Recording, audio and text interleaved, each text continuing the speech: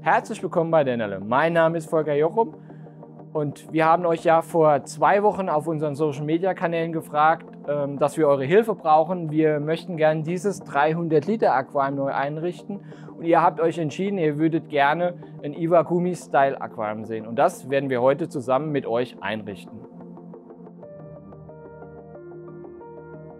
Bevor wir jetzt mit der Einrichtung beginnen, möchte ich euch noch ein bisschen was erklären zu der Vorgehensweise, wie ich das jetzt geplant habe. Also ich habe gestern das Aquarium komplett leer geräumt, die Fische rausgefangen. Ich habe jetzt hier, könnt ihr ja sehen, noch ein bisschen Wasser drin gelassen und noch ein bisschen Bodengrund drin gelassen. Das habe ich bewusst so gemacht, um eure Neueinrichtung einfach mit den nötigen Mikroorganismen schon mal anzuimpfen. Das heißt, euer Aquarium wird später schneller einlaufen. Das könnt ihr allerdings nur machen, wenn ihr im Aquarium, was vorher war, keine massiven Algenprobleme hattet oder auch eventuell Probleme mit Planarien. Dann würde ich empfehlen, das Aquarium komplett leer machen, gut reinigen, so dass ihr mit einem frischen neuen Aquarium starten könnt. Legen wir mal los mit der Einrichtung. Natürlich müssen wir, da wir ja auch beim Iwagumi sehr viele Pflanzen reinbringen, auf jeden Fall auch einen vernünftigen Bodenaufbau machen, also das Fundament schaffen, dass die Pflanzen auch vernünftig wachsen können. Allerdings machen wir hier in diesem Aquarium eine kleine Besonderheit. Dieses Aquarium, wie ihr hier sehen könnt, habe ich so eine weiße PVC-Platte reingeschoben. Das hat einen besonderen Grund. Und zwar, wir richten die eine Seite mit unserem altbekannten Professional, also Debonit-Mix Professional 9 in 1 ein und die andere Seite richten wir mit unserem brandneuen Debonit-Mix Black ein.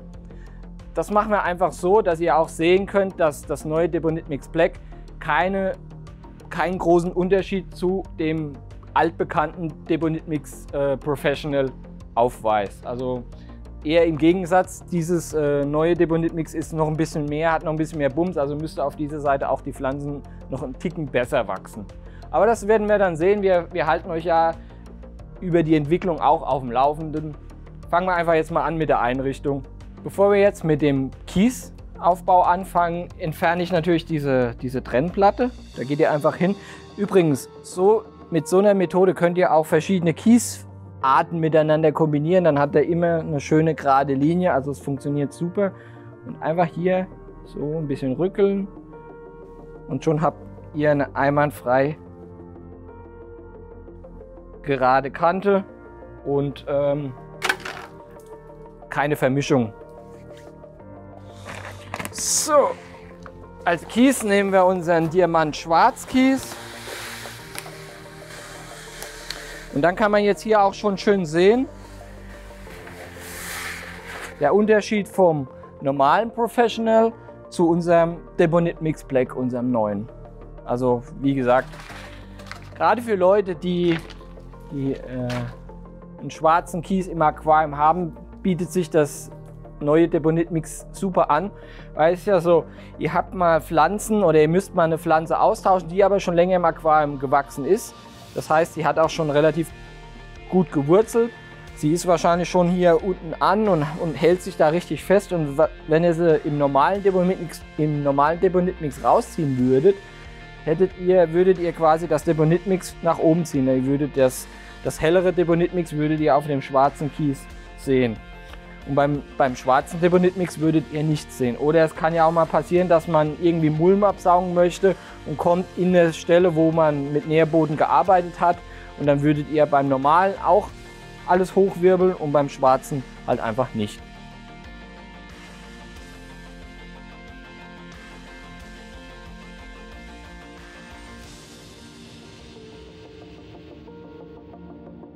Der Bodenaufbau ist jetzt fertig. Wir haben hier unseren Debonit-Mix, wir haben unseren Kies. Jetzt gibt es noch eine Besonderheit bei dem Aquarium. Das Aquarium könnt ihr ja hier sehen. Das hat so einen eingeklebten Schacht. Hinter dem Schacht sind Verrohrungen. Das heißt, das Aquarium hat ein Filterbecken. Zu dem Filterbecken werde ich später noch was im Video sagen. Jetzt ist es so, ihr hat es hier unten Schlitze und hier Schlitze. Also hier dürft ihr auch kein Kies drüber schütten, dass das Aquarium vernünftig filtern kann. Aus dem Grund muss man hier immer freilassen. Wer höher befüllen möchte, kann sich in diesem Radius hier so ein Blechkanten, ein Edelstahlblech am besten oder eine PVC schneiden und die dann zusammenkleben. Und so, dass hier hinten die Löcher frei bleiben und ihr ein bisschen höher befüllen könnt.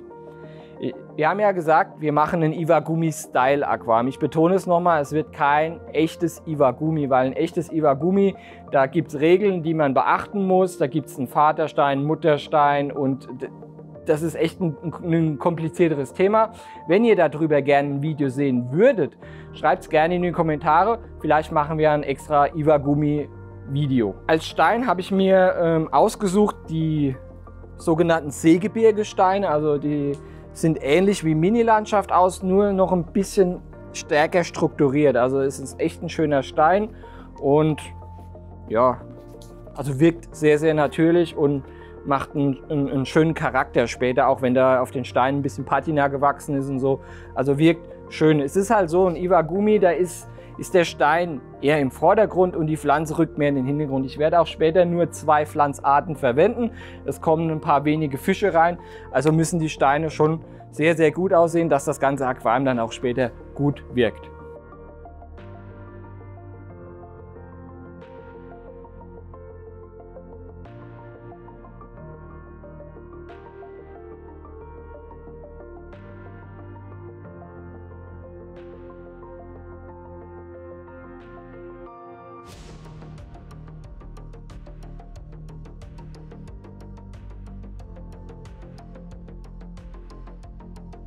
Wie ihr ja eben in dem Timelapse gesehen habt, dass es auch bei mir, also ich nehme einen Stein raus, setze ihn wieder woanders hin und das ist ein ganz normaler Prozess, bis man am Schluss, bis man letztendlich wirklich zufrieden ist.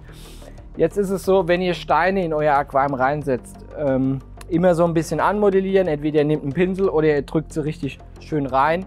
Das wirkt auch später, wenn das Aquarium fertig ist, immer natürlicher, wie wenn ihr einfach einen Stein reinlegt. Das sieht immer aus wie reingelegt. Also das wirkt nicht schön.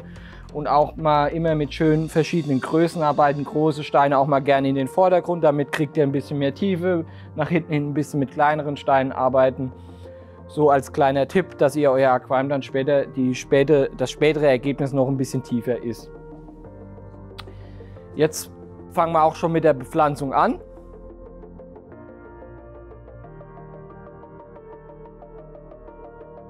Ich habe jetzt alles nochmal gut nass gemacht. Das habe ich aus dem Grund gemacht, dass wenn ich jetzt hier, ich habe jetzt hier schon ein größeres Aquarium, wo ich auch ein bisschen länger Zeit brauche für hier den Vordergrund zu bepflanzen und auch den Hintergrund zu bepflanzen. Und da ich ja hier keine extrem großen Pflanzen nehme mit dicken Wurzeln, sondern ich nehme Pflanzen, die haben sehr feine Wurzeln. Jetzt zum Beispiel hier die Vordergrundpflanze, das ist die Migrantium species Monte Carlo oder jetzt heißt ja neu Migrantium Tweedy Eye. Die hat sehr feine Wurzeln und gerade die hier, das sind In-vitro-Pflanzen, die sind ja noch mal empfindlicher.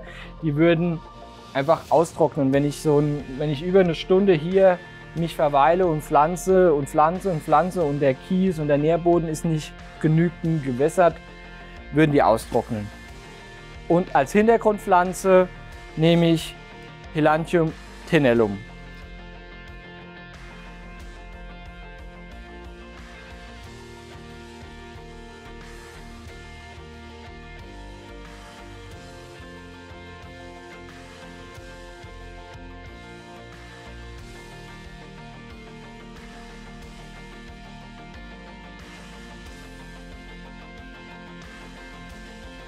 Wichtig ist noch zu sagen, wenn ihr Aquarien bepflanzt, lasst dem Pflanzen Abstand, also pflanzt immer im gewissen Radius.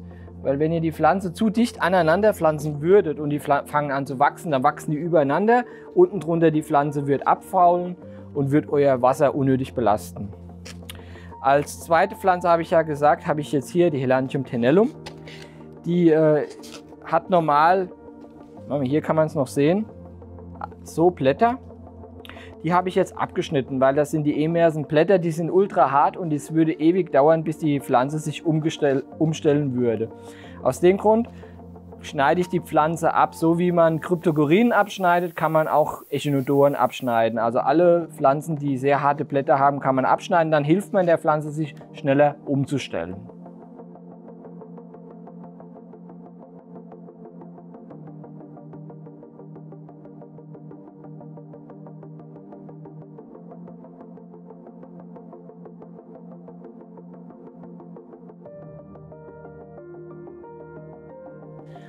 Mit der Bepflanzung sind wir jetzt fertig.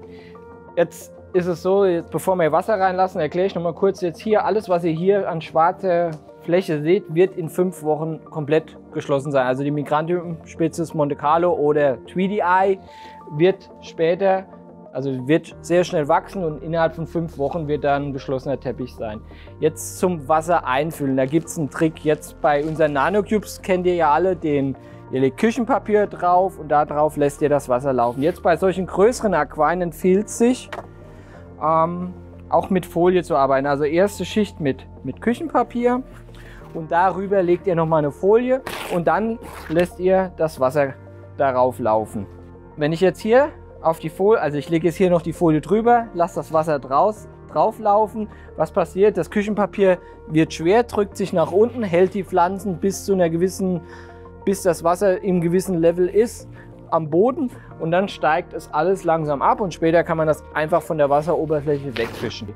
Hier könnt ihr jetzt sehen, was ich eben gesagt habe. Also das Küchenpapier und die Folie steigt langsam an, die Pflanzen sind an ihrem Platz und später wird das Wasser auch relativ klar sein. Also es ist eigentlich die beste Methode, ein Aquarium zu befüllen. So, unser Aquarium ist fertig. Wir haben Wasser drin, wir haben Beleuchtung dran. Jetzt gibt es noch eins. Gerade einen Moment, ich komme wieder. Jetzt muss nur noch die CO2-Anlage installiert werden. Jetzt ist es so, wir haben da auch was Neues auf den Markt gebracht und zwar unseren neuen Ultradiffusor. Und zwar hier kommt Größe L, der geht bis 400 Liter. Der neue Diffusor gibt es S, M und L und er sorgt dafür, dass das CO2 ultrafein verperlt wird. Also das ist wirklich fast wie Nebel im Aquarium, also diffundiert auch besser dann im Aquarium. Den werden wir hier mal dran schrauben und den werden wir natürlich auch in dem Video oder in den Updates werden wir über den auch noch mal ein bisschen mehr berichten. Kommt demnächst in den Handel, seid gespannt. Wir informieren euch, wenn er lieferbar ist. Jetzt ist zu dem Aquarium gibt es noch was, das hat eine Besonderheit. Das Aquarium hat ein Filterbecken, also das hat keinen normalen Außenfilter, das hat ein extra Aquariumbecken für Filterung. Das Wasser läuft hier oben rüber, über Verrohrung fällt das runter in das Filterbecken, wird durch verschiedene Kammern geführt und wird dann durch eine Rückförderpumpe wieder hochgeführt. Und bei dem Filterbecken gibt es auch nochmal extra ein Aufsatzbecken quasi für Osmosewasser. Das hat unten ein Schwimmer angebaut. Der Schwimmer merkt, oh, von unten ist Wasser genug drin, bin ich dicht, fällt der Wasserspiegel, fällt auch der Schwimmer runter und dadurch öffnet er und das wird dann durch Osmosewasser ausgeglichen.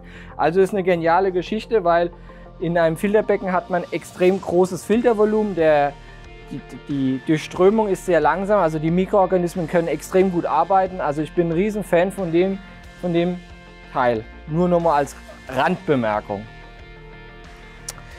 Jetzt, wie wird das Aquarium in den nächsten Wochen betreut?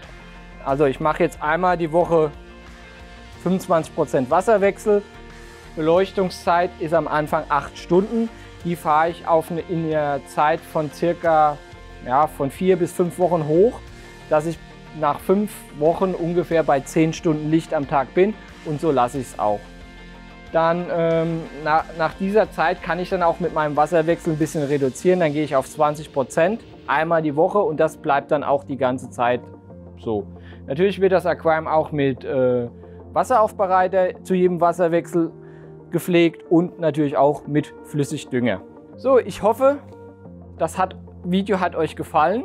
Wenn nicht, schreibt es gerne in die Kommentare. Schreibt auch gerne in die Kommentare, was ihr noch von uns sehen würdet. Und folgt uns auf Facebook und Instagram. Bis dann. Ciao.